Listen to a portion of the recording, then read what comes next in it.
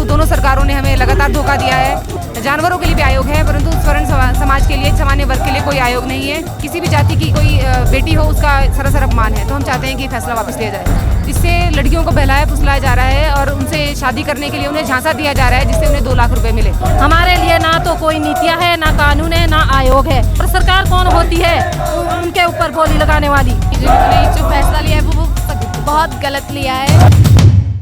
अंतर्जातीय प्रोत्साहन राशि में बढ़ोतरी और स्वर्ण आयोग की मांग को लेकर एक बार देवभूमि क्षत्रिय संगठन फिर सड़कों पर है। आपको बता दें, जिस तरह से इन्होंने पहले ही 24 अप्रैल को लेकर जो है घोषणा कर दी थी कि 24 अप्रैल को देवभूमि क्षत्रिय संगठन जो है सचिवालय का घेराव करेगा, तो आज देवभूमि क्षत्रिय संगठन जो है सड़कों पर है और सचिवालय का घेराव इन्होंने कर दिया है। तस्वीरें आप सबसे पहले यहाँ देखिए किस तरह से जो है भारी संख्या में यहाँ पर देवभूमि क्षत्रिय संगठन के लोग यहाँ पर पहुँचे हुए हैं। और दूसरी ओर की तस्वीरें दिखाऊँगा तो आप देखिए यहाँ पर पूरी तरह से पुलिस बल जो है मुस्तैद है, पूरी तैयारी में यहाँ पर खड़ा है। सचिवालय का यहाँ पर गेट बंद कर दिया गया है ताकि यहाँ से जो है सचिवालय की ओर ये लोग ना जा सके, उसको लेकर जो यहाँ पर घेराव कर दिया गया है। तो यहाँ पर कुछ महिलाएं हैं देवभूमि क्षत्रिय संगठन की, इनसे ही बातचीत करेंगे, क्या कुछ इनकी मांगे हैं इनसे भी जानते हैं। जी, सबसे पहले अपना नाम बताएं और आज धरना प्रदर्शन कर रहे हैं, क्या मांगे हैं आपकी? जी नमस्कार, मेरा नाम शिवानी रघुवंशी है। जी एक्चुअली ये हमारा धरना प्रदर्शन हमारी 2 मुख्य मांगों को लेकर है, जिसमें प्रथम मांग हमारी है स्वर्ण आयोग के गठन की और हमारी दूसरी मांग है जो अंतर जातीय विवाह प्रोत्साहन राशि सुको सरकार ने 50,000 से 2 लाख कर दी है, उसको सरकार अपना फैसला वापस ले। एक्चुअली हम लोग स्वर्ण आयोग के गठन के लिए पिछले 5 वर्ष से हम लोग स्ट्रगल कर रहे हैं, उसके लिए संघर्षरत हैं, परंतु दोनों सरकारों ने हमें लगातार धोखा दिया है। बीजेपी सरकार ने हमें, आप लोगों को शायद विदित होगा कि हम लोगों ने 10 दिसंबर 2021 को बहुत बड़ा प्रदेश का सबसे बड़ा ऐतिहासिक हम लोगों ने आंदोलन किया था। उस समय भी सरकार ने हमें धोखा दिया, हमारे आयोग का हमारा गठन नहीं किया और सेम सुको सरकार ने किया है। अभी 2023 में हमें कहा था 6 महीने का समय हमें दें, हमने 2 साल का समय दे दिया, परंतु अभी तक सरकार ने कोई आयोग का गठन नहीं किया है। आयोग का गठन हम लोग सिर्फ एक अपने बातों को रखने के लिए एक प्लेटफॉर्म चाहते हैं और इवन के प्रदेश के अंदर जानवरों के लिए भी आयोग है, परंतु स्वर्ण समाज के लिए, सामान्य वर्ग के लिए कोई आयोग नहीं है। हमारी इतनी सी मांग है।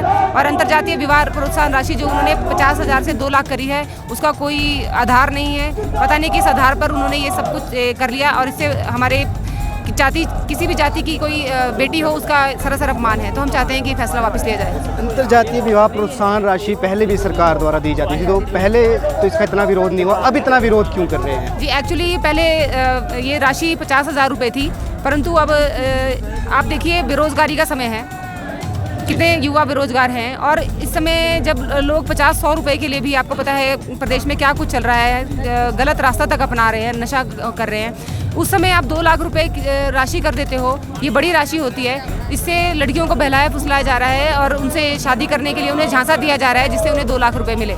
ये बिल्कुल गलत है, इसलिए हम इसका विरोध कर रहे हैं। मतलब आपको ऐसा लगता है कि प्रोत्साहन राशि अगर बड़ी है तो उससे कहीं ना कहीं लड़कियों को बहलाया फुसलाया जाएगा पैसों के लिए सिर्फ? जी बिल्कुल, और सरकार का कहना है कि इससे माँ बाप को भी फायदा होगा, उनका ऐसा कहना है, परंतु मुझे नहीं लगता कि कोई भी माँ बाप अपनी बेटी की शादी सिर्फ इसलिए कर देंगे कि उन्हें 2 लाख रुपए मिलेंगे। कोई माँ बाप, इवन के जो सरकार में बैठे लोग हैं, मैं तो उन्हें भी कहना चाहूँगी और चैलेंज करना चाहूँगी कि आप लोग में से कोई भी 2 लाख रुपए के लिए क्या अपनी बेटी की शादी अंतर्जातीय करेगी?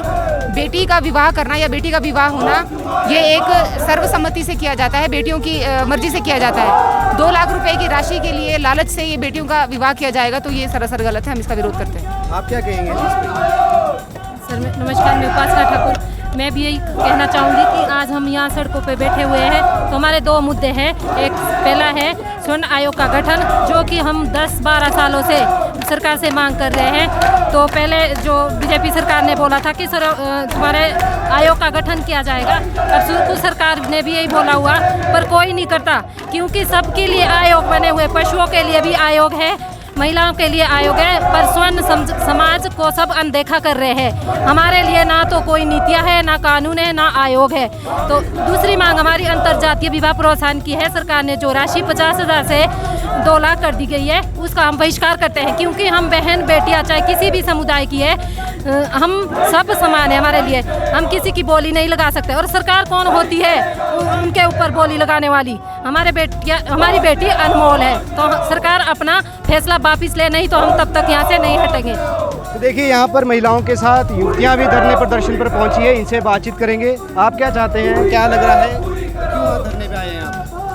जो सुखविंदर सुक्खू मंत्री जिन्होंने जो फैसला लिया है वो बहुत गलत लिया है।